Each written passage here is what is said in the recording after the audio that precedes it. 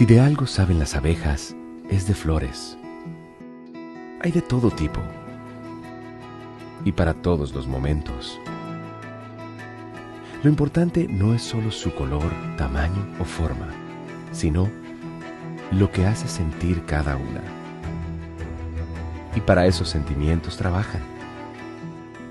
Igual que el Banco Central, que trabaja para hacer florecer la economía y que sientas estabilidad. Para ese sentimiento de tranquilidad. Para ese sentimiento de crecimiento y desarrollo. Para que la primavera llegue a todos los sectores y los planes de muchos den grandes frutos. Banco Central de la República Dominicana, 75 años trabajando por una estabilidad que se siente. Proveer servicios de transporte de energía eléctrica y telecomunicaciones y operar un sistema interconectado a nivel nacional, impulsando el desarrollo económico, social y ambiental del país, es nuestra misión como empresa estatal descentralizada. Nuestra gente está comprometida en ser parte integral en la construcción del desarrollo del país y expandir ese progreso a todos los dominicanos, desde los centros de generación a las subestaciones de distribución, con calidad, integridad, compromiso, transparencia, seguridad y en armonía con la comunidad y el medio ambiente. Ese es el reto que cada uno de los integrantes de esta gran familia ha asumido con empeño y dedicación para unir el país con energía. Empresa de Transmisión Eléctrica Dominicana, ETED, uniendo al país con energía. El dominicano, cuando quiere puede, lucha como nadie para progresar. En su corazón la esperanza crece, sabe que la fuerza está en la unidad. Dominicana, dominicano, somos vencedores si me das la mano. Le dimos para allá y lo hicimos.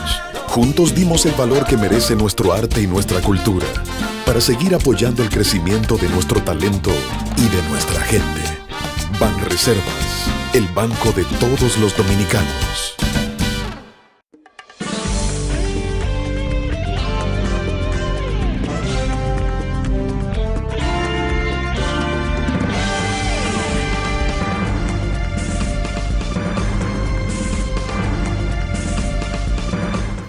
Muy buenas tardes, amables televidentes. Bienvenidos a su cita diaria, crepuscular y nocturna en Teleimpacto, que es al final de la tarde despidiendo el sol y comenzando la noche. Ponga su caridad en buenas manos. Apoye el Patronato de Lucha contra el Cáncer de Villa González, incorporado.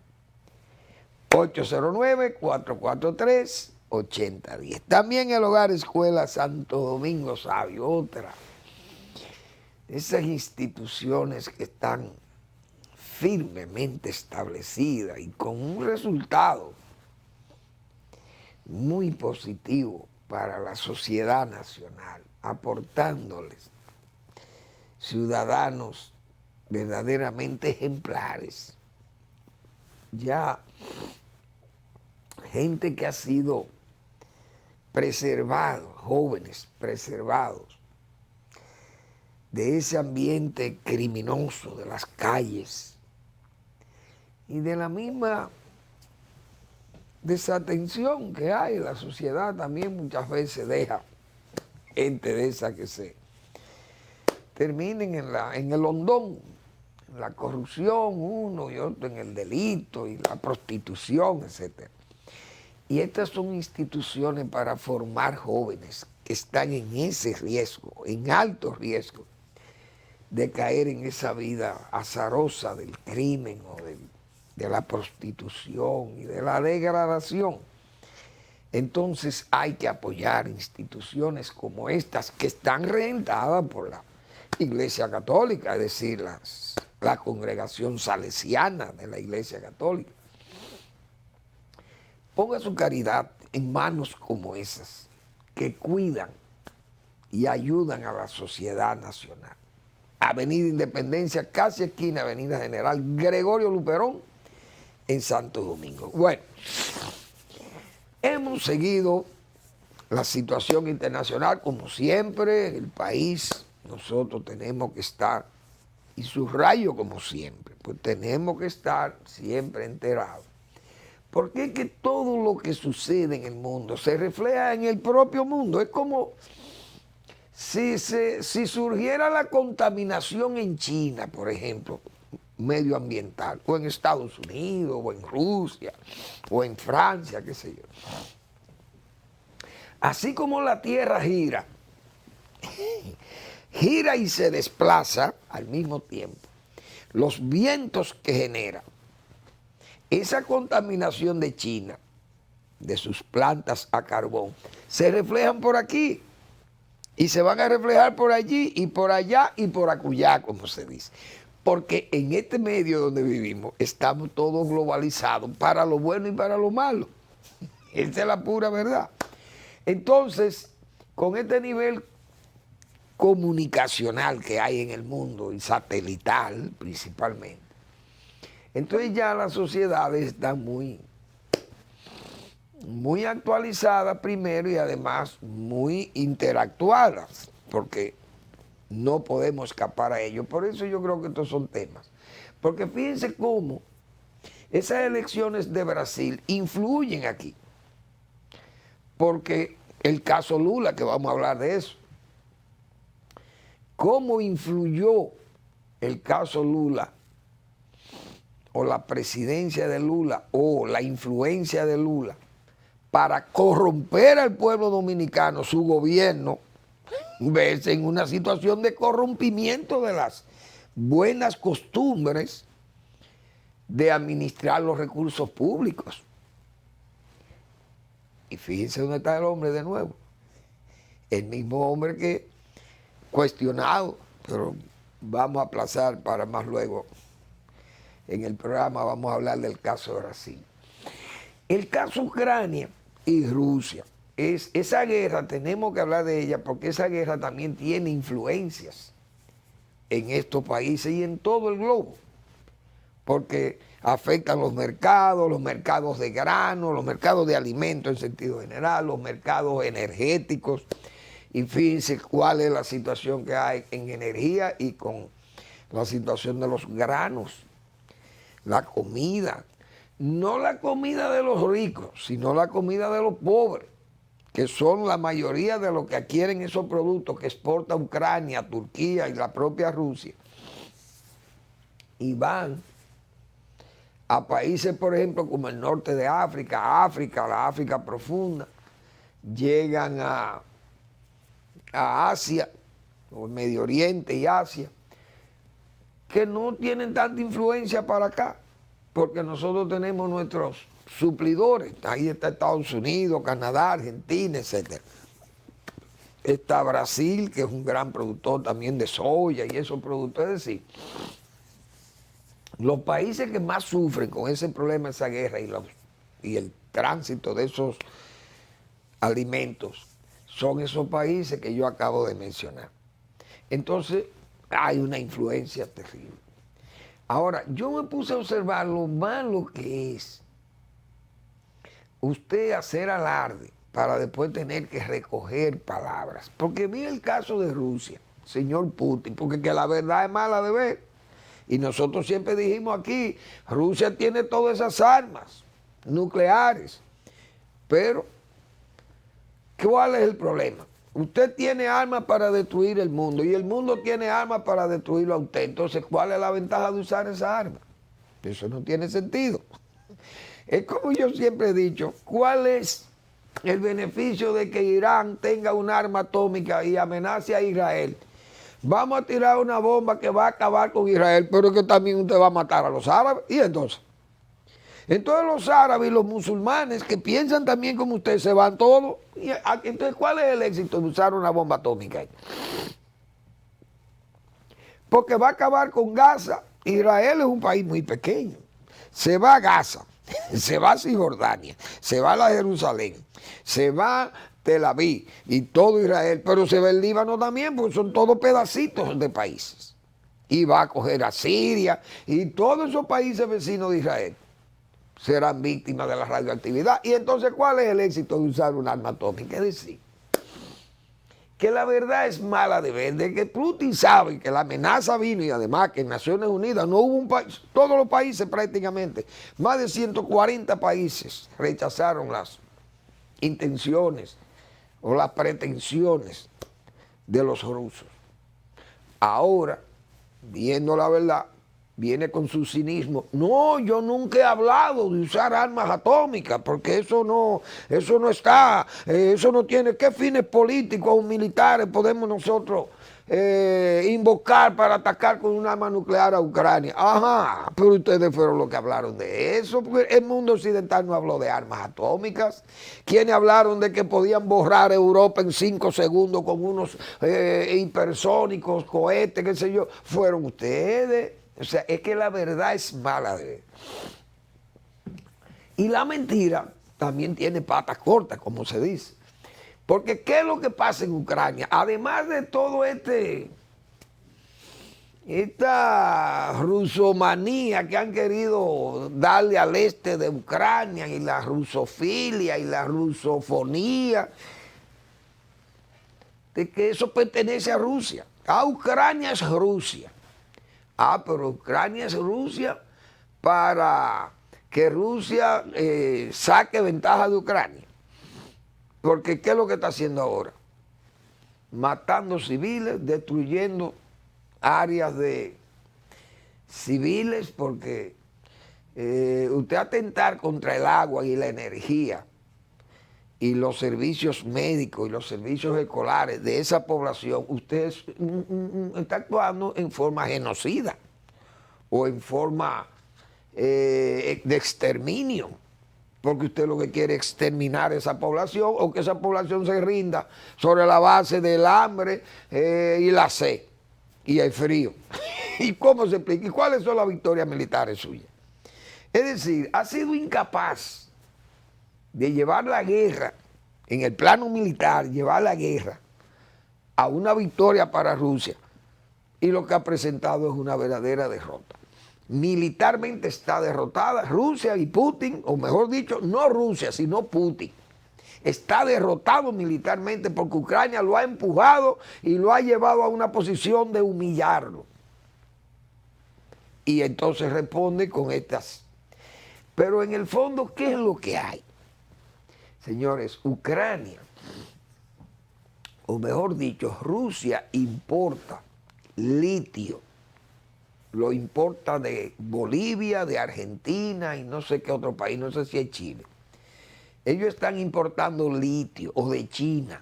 China, Argentina y Bolivia, creo que son 3 suplidores de litio, que es un mineral muy importante para la fabricación de baterías. Y de batería creo que de celulares y cosas de eso. Pero ¿qué hay en Ucrania? Ucrania tiene detectadas 500.000 toneladas de litio. Y eso es lo que Rusia quiere preservar de Ucrania. No son a los ucranianos, no es esa riqueza que tiene Ucrania, que le interesa a los rusos. O a Rusia tenerla ahí, como quien dice, esto es de nosotros también. Pero le ha salido el tiro por la culata. Esa es la verdad. Bueno, hoy me enteré, porque vi en algunos chats o en Twitter el cumpleaños del Cardenal López, y ahora voy a caer aquí, porque vamos a hacer un programa, ¿cómo sería? Trapecial, de ida y vuelta, subidas y bajadas, bajo ahora a Santo Domingo. El Cardenal López Rodríguez cumple años hoy, y nosotros que siempre hemos admirado al Cardenal, porque el Cardenal dominicano de cepa, de pura cepa, dominicano completo, un dominicano de voz, porque no es solamente el cardenal o el cura que hay ahí, sino el hombre dominicano que está en esa en esa posición cardenalicia. Esa voz del cardenal, esa voz recia, como yo he dicho, esa voz fuerte y áspera también, muchas veces lo fue, no hay duda de ello. Y si le criticaban sus muchos enemigos jurados y encubiertos del cardenal. Pero siempre esa voz fue dirigida con esa resiedumbre y esa fortaleza al forajido, al meloso, como hemos dicho otras veces, a melosos y forajidos, a antinominicanos, a ese tipo de caballeros o de damas que aparezcan por ahí, a esa gente que han ido dirigidos esas advertencias del cardenal López. Entonces, yo quiero felicitar en su cumpleaños al cardenal López Rodríguez. Felicitarlo como dominicano y como comunicador de este programa, y este programa se solidariza con ese cumpleaños del cardenal López, que espero cumpla muchos años y que siempre será recordado y respetado por la sociedad nacional. Mucha felicidad y que siga cumpliendo muchos años el cardenal López Rodríguez. Bueno, el Banco Central ha anunciado un alza de nuevo en la tasa de interés de política monetaria. El banco ha subido 25 puntos. Estaba en 8.25, ahora estará en 8.50, la tasa de interés. 8.50. Y eso el banco lo ha hecho, como todo el mundo sabe, porque es el método científico o técnico por el que se lucha contra la inflación en una sociedad dada. Los economistas, los técnicos entienden que cuando se sube la tasa de interés, se desestimula ese crédito fácil y entonces eso tiende a bajar la presión inflacionaria en la sociedad donde se aplique. Casi todos los bancos centrales del mundo aplican ese tipo de política. Entonces el banco ha anunciado, como siempre lo ha hecho, que ha subido 25 puntos más a la tasa. Hay que pensar que estuvo en 3.50 o 3.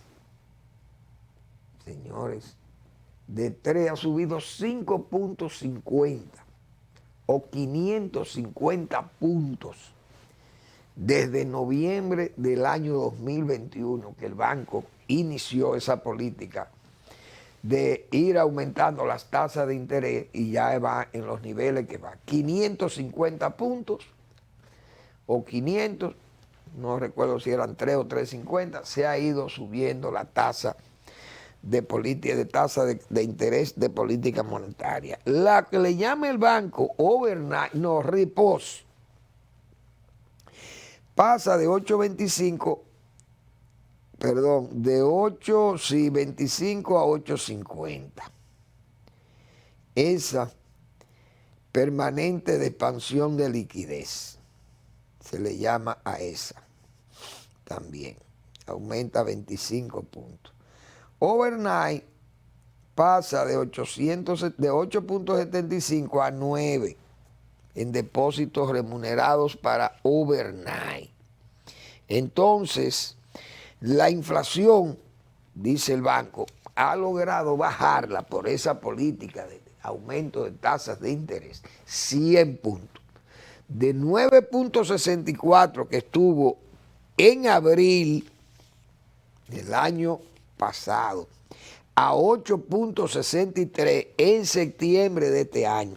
100 puntos ha bajado la inflación por esas medidas de tasas de interés, de ajuste de tasa de interés de política monetaria del banco.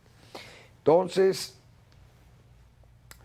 el banco no puede ser criticado por la el aumento de esas tasas, que muchos considerarán que encarece los préstamos, y encarece los préstamos ya hechos, pero es lo que los técnicos señalan que se puede hacer, y se hace, principalmente en países tan importantes como Estados Unidos, y Inglaterra o Alemania, todos los países del mundo occidental, desarrollados y no desarrollados, usan la misma técnica para disminuir la inflación, que es uno de los,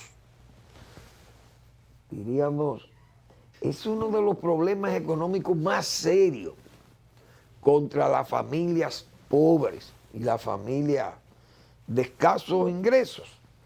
Porque, señores, cuando usted tiene que comprar productos muy caros y usted no recibe más que un ingreso fijo ahí, usted la está pasando muy mal, porque que el dinero se le reduce, la liquidez, usted tiene menos dinero para comprar lo mismo o menos que lo que usted compraba. Como yo he señalado aquí, algunos casos, usted ve, por ejemplo, un plátano, que el plátano no baja de 20 pesos en un supermercado, cuando estuvo a 12 y 13 y 14 pesos, que eran caros a 12 y 14, ahora 20, no son caros, no son súper caros.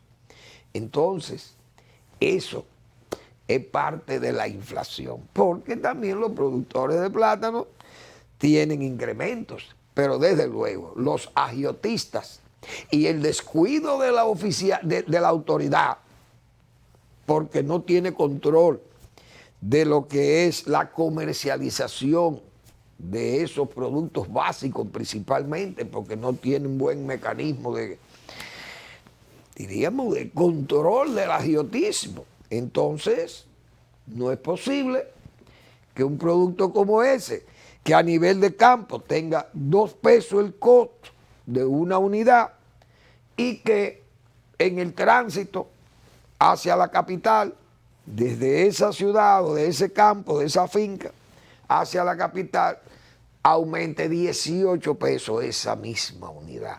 Realmente eso no puede ser. Incluso ya eso no es ni siquiera inflación, eso es especulación. Vamos a la pausa.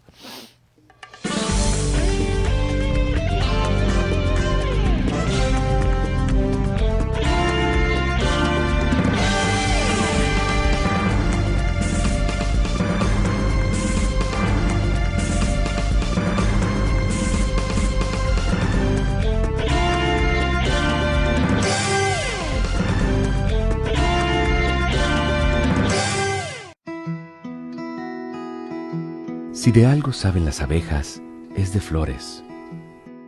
Hay de todo tipo y para todos los momentos. Lo importante no es solo su color, tamaño o forma, sino lo que hace sentir cada una. Y para esos sentimientos trabajan. Igual que el Banco Central, que trabaja para hacer florecer la economía y que sientas estabilidad. Para ese sentimiento de tranquilidad, para ese sentimiento de crecimiento y desarrollo, para que la primavera llegue a todos los sectores y los planes de muchos den grandes frutos. Banco Central de la República Dominicana, 75 años trabajando por una estabilidad que se siente. El dominicano, cuando quiere puede, lucha como nadie para progresar. En su corazón la esperanza crece, sabe que la fuerza está en la unidad. Dominicana, dominicano, somos vencedores si me das la mano. Arrancamos y volvimos más fuertes. Juntos trabajamos como un solo equipo para que nuestro deporte pueda seguir llegando a lo más alto. Banreservas, el banco de todos los dominicanos.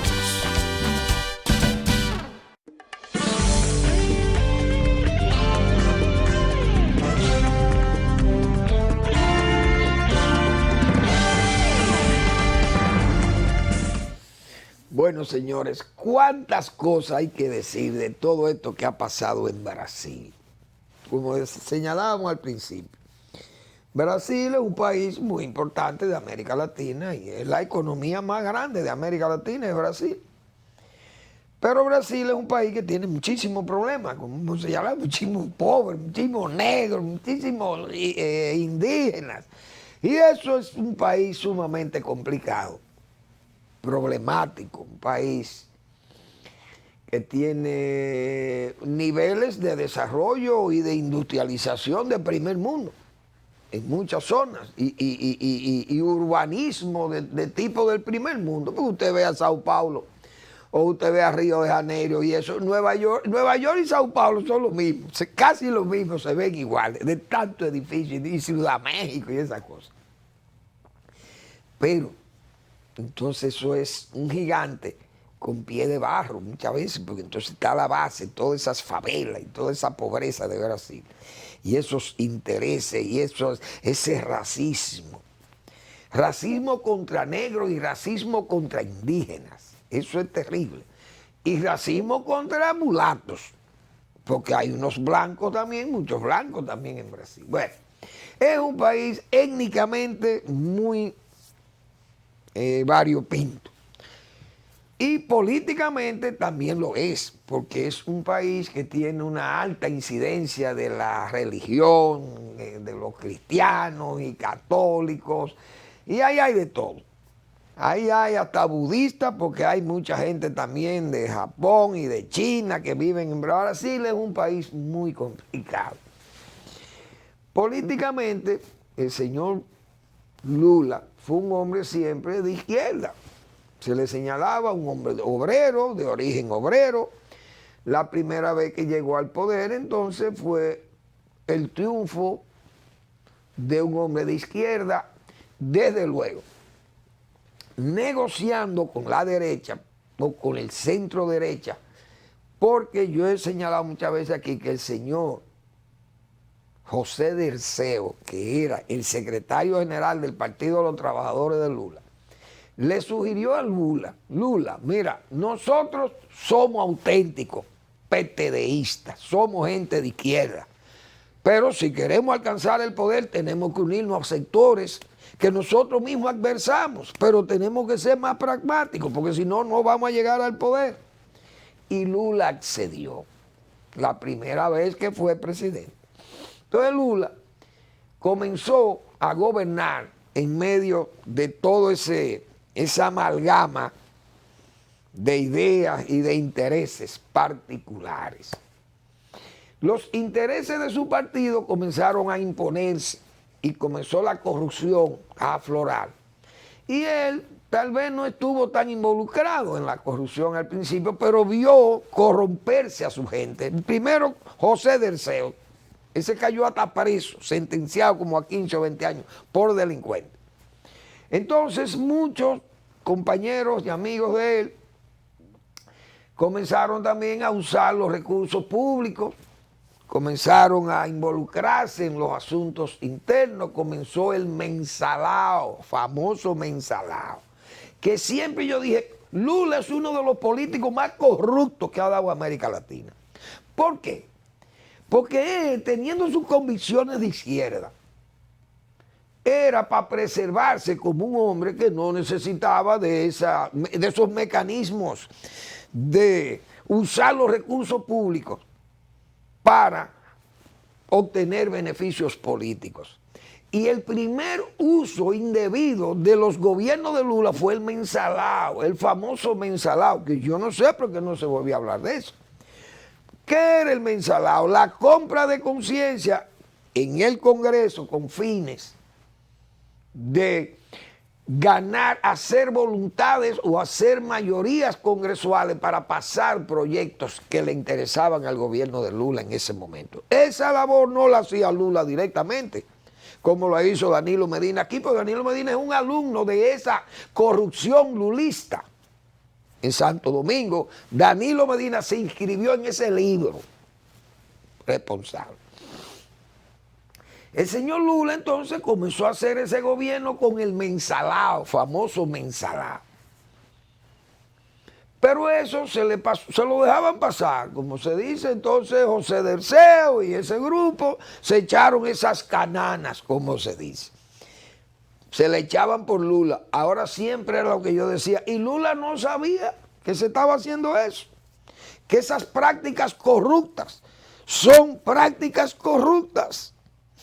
Bueno, eso pasó, el mensalao. Siempre se acusó a Lula de eso, pero el populismo es muy alto en América Latina. Y los izquierdistas, que son todos delincuentes, todos los izquierdistas de América Latina, con excepción de Pepe Mujica, han sido delincuentes todos.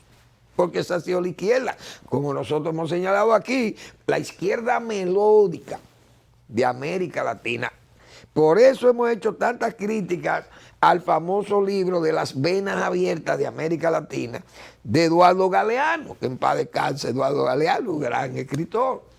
Porque Eduardo Galeano quiso poner que los americanos y Occidente y las grandes potencias han sido los que han saqueado América Latina.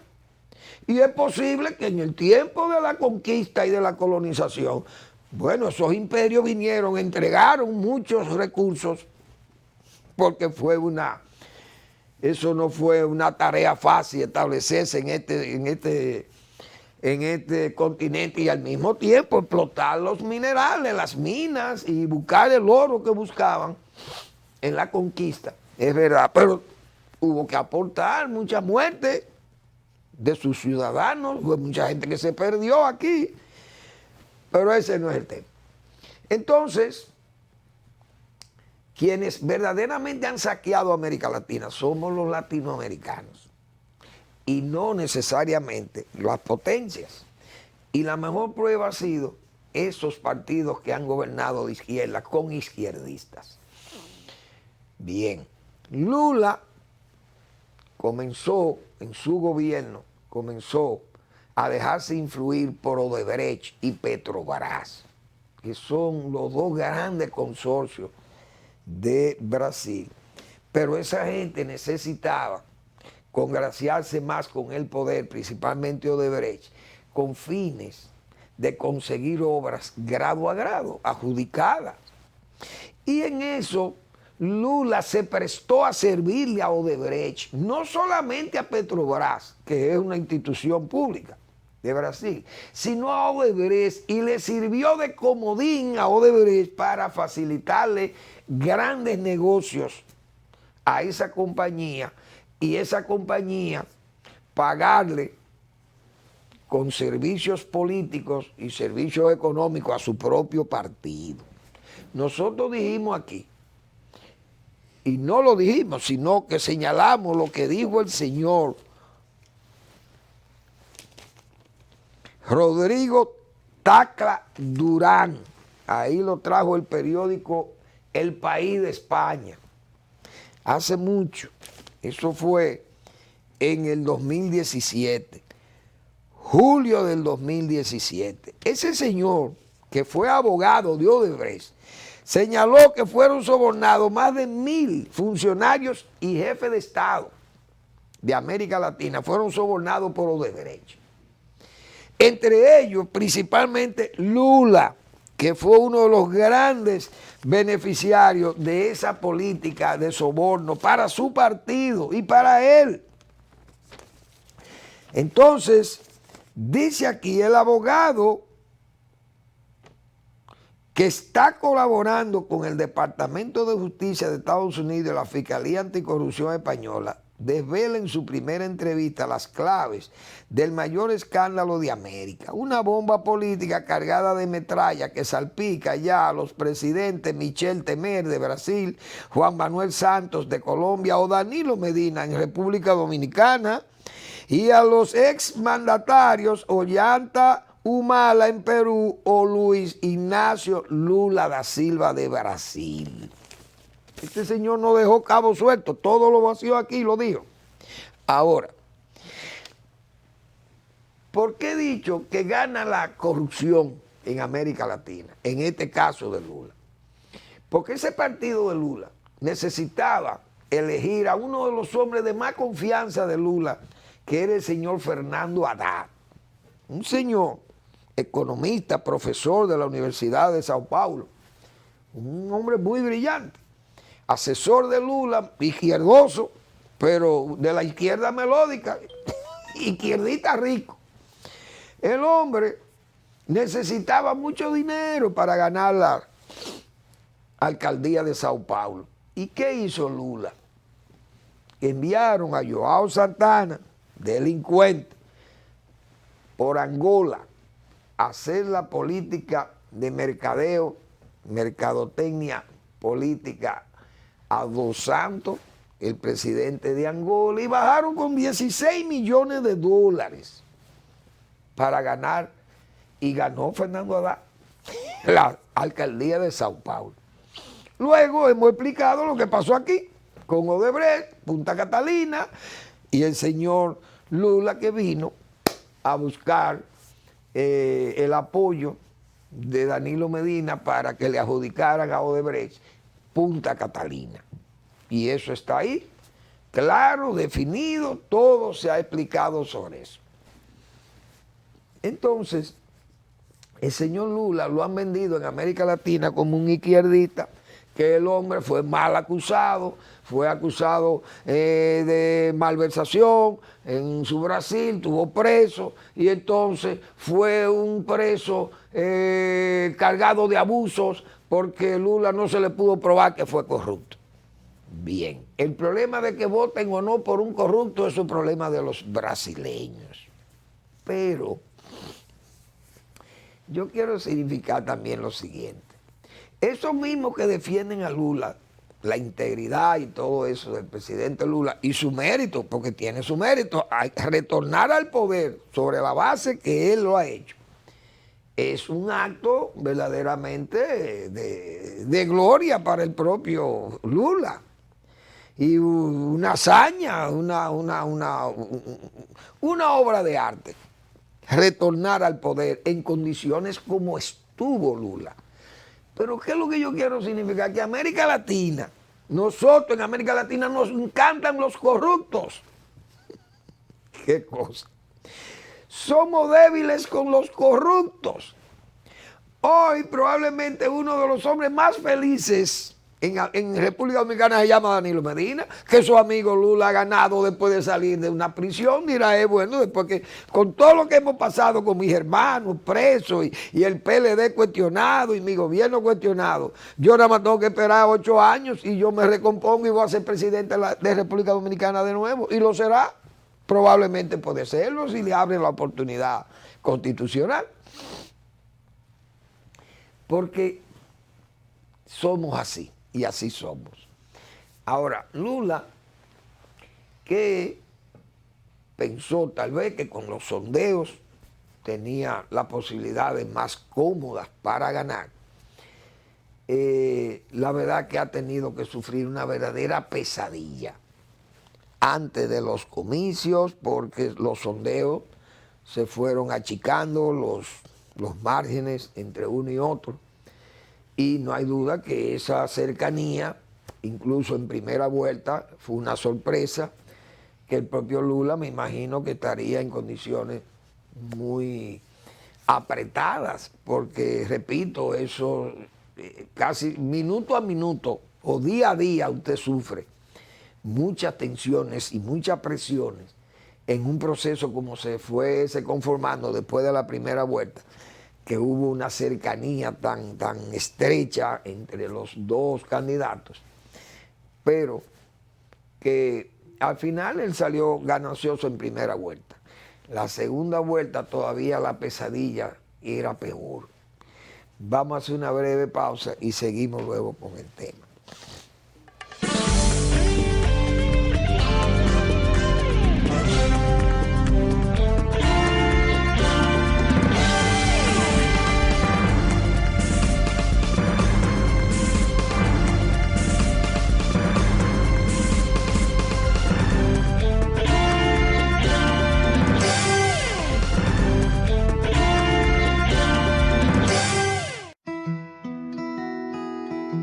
Si de algo saben las abejas, es de flores. Hay de todo tipo y para todos los momentos. Lo importante no es solo su color, tamaño o forma, sino lo que hace sentir cada una. Y para esos sentimientos trabajan. Igual que el Banco Central, que trabaja para hacer florecer la economía y que sientas estabilidad. Para ese sentimiento de tranquilidad. Para ese sentimiento de crecimiento y desarrollo. Para que la primavera llegue a todos los sectores y los planes de muchos den grandes frutos. Banco Central de la República Dominicana, 75 años trabajando por una estabilidad que se siente. Proveer servicios de transporte de energía eléctrica y telecomunicaciones y operar un sistema interconectado a nivel nacional, impulsando el desarrollo económico, social y ambiental del país, es nuestra misión como empresa estatal descentralizada. Nuestra gente está comprometida en ser parte integral en la construcción del desarrollo del país y expandir ese progreso a todos los dominicanos, desde los centros de generación a las subestaciones de distribución, con calidad, integridad, compromiso, transparencia, seguridad y en armonía con la comunidad y el medio ambiente.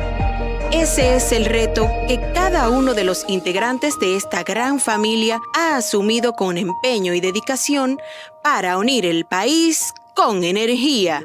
Empresa de Transmisión Eléctrica Dominicana, ETED, uniendo al país con energía. El dominicano, cuando quiere puede, lucha como nadie para progresar. En su corazón la esperanza crece, sabe que la fuerza está en la unidad. Dominicana, dominicano, somos vencedores si me das la mano. Arrancamos y volvimos más fuertes. Juntos trabajamos como un solo equipo para que nuestro deporte pueda seguir llegando a lo más alto. Banreservas, el banco de todos los dominicanos.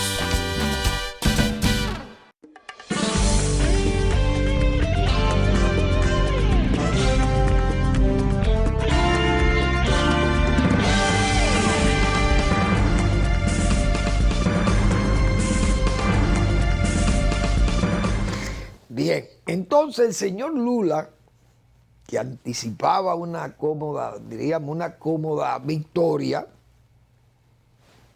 en primera vuelta, y luego en la misma segunda vuelta se daba un margen, aunque más estrecho, pero seguro de que era un margen que estaba todavía, que no necesitaba de vivir la pesadilla de los sondeos, del conteo, mejor dicho, ya no de los sondeos, sino del conteo final de esta segunda vuelta, que ha sido extraordinario, porque señores, en un país como Brasil, ganar por 1.8 la elección es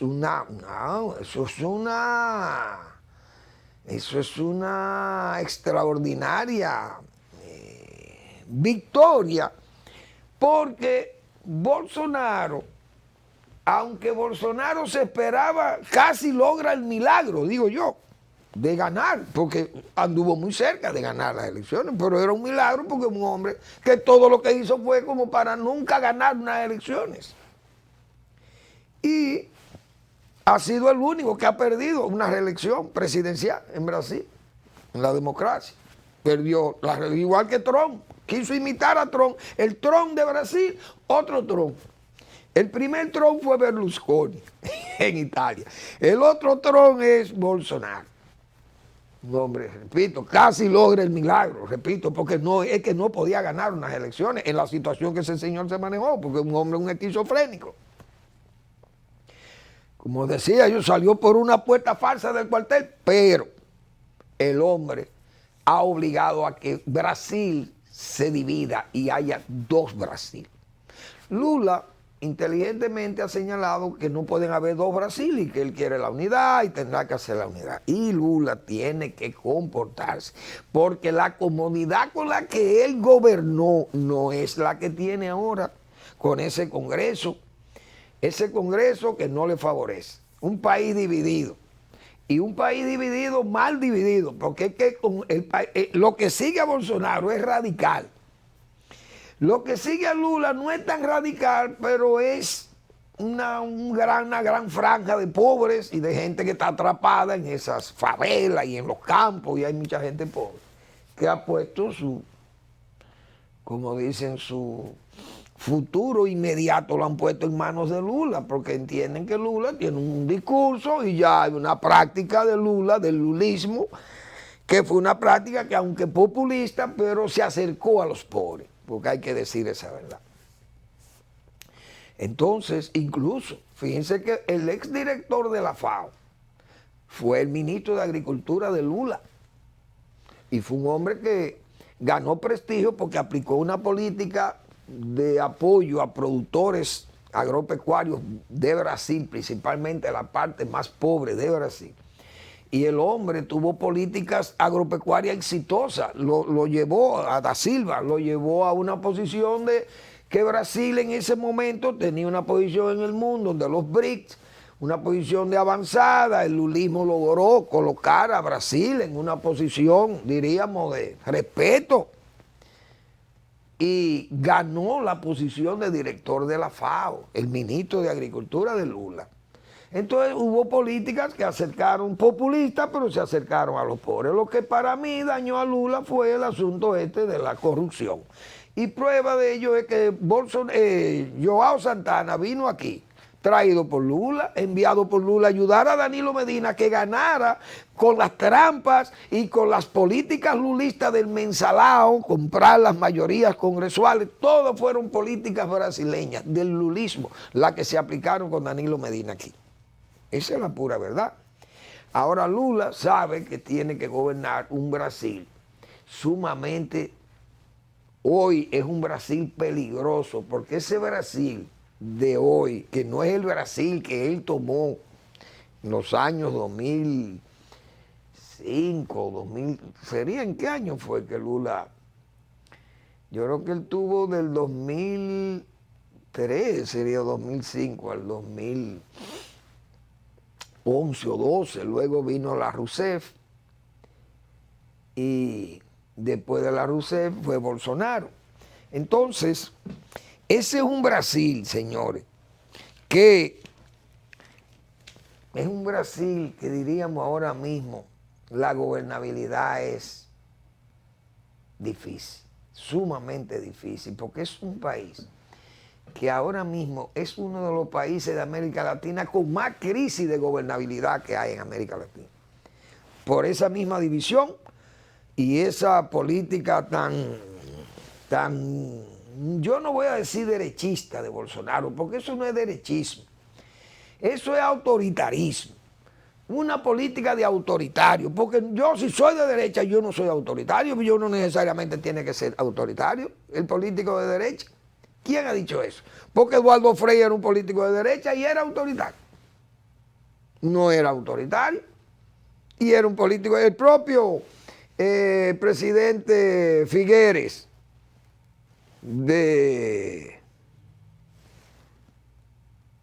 Costa Rica. Hoy Figueres era un autoritario. No lo eran autoritario. Ni Rafael Caldera era un hombre autoritario, ni Herrera Campins eran gente autoritaria, eso no es verdad. Y eran gente de la derecha, lo mismo, pero estos son autoritarios. Tipo el de El Salvador, tipo Duterte, Trump, Bolsonaro, Orbán, el de Hungría, Putin, el otro es un dictador vulgar, Yanukovych, creo que se llama, o Lukashenko, mejor dicho, perdón, Lukashenko, el de Bielorrusia. Es decir, esos no son gente de derecha, esos son autoritarios, punto. No demócratas, gente que no le gusta la democracia. Entonces,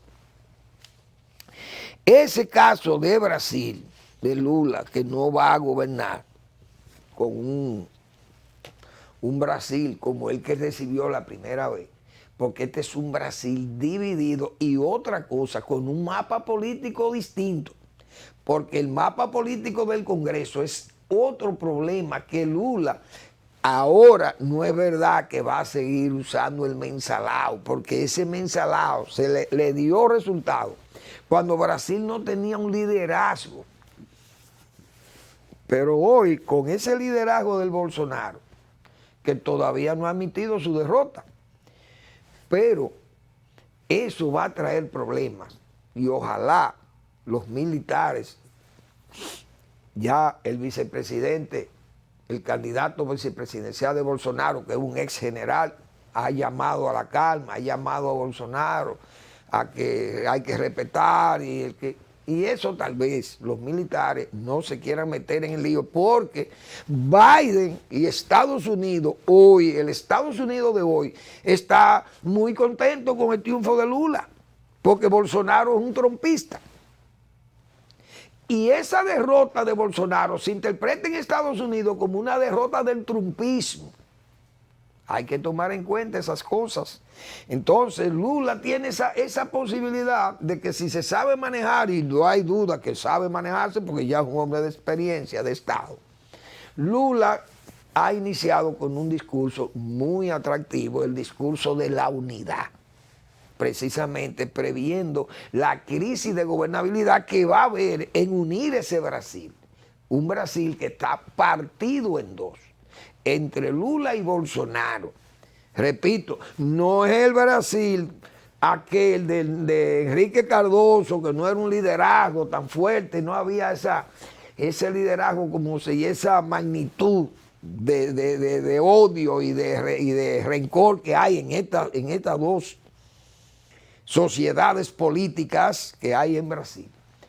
Ese resentimiento, ese odio y esa cosa no se veía, esa presión social que crean esos grupos, que hasta los camioneros se ven ardiendo los neumáticos, bloqueando caminos, gente pro Bolsonaro. Es decir, calmar toda esa gente y más de aquí a enero, que es cuando le toca entrar a Lula, pueden pasar muchas cosas en Brasil.